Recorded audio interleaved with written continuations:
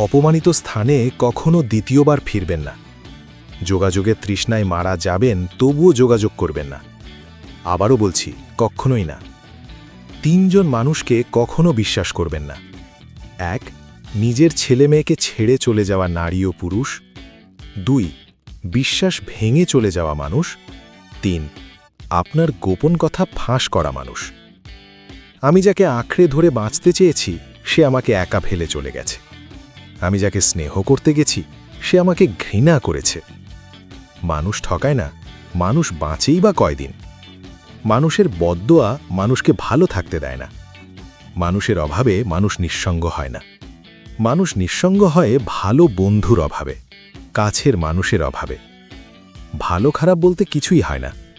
মানুষের মন রাখতে পারলেই ভালো, আর না রাখতে পারলেই আপনি খারাপ হয়ে যাবেন। বেইমানি কখনো অপরিচিত মানুষেরা করে না। বেইমানি করে মূলত কাছে এবং পরিচিত মানুষেরাই। ছোটবেলায় শিখেছি, সৎ থাকলে সব কিছু ভালো হয়। বড় হয়ে বুঝলাম, সৎ মানুষকে সহজেই ব্যবহার করা যায়।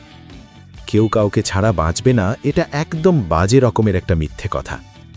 সবাই বাঁচে, খুব ভালোভাবেই বাঁচে, শুধু মরে যায় স্বপ্নগুলো। রাগ অভিমানের ভাষা যদি সবাই বুঝত, তাহলে সম্পর্কগুলো কখনো বিচ্ছেদ হতো না।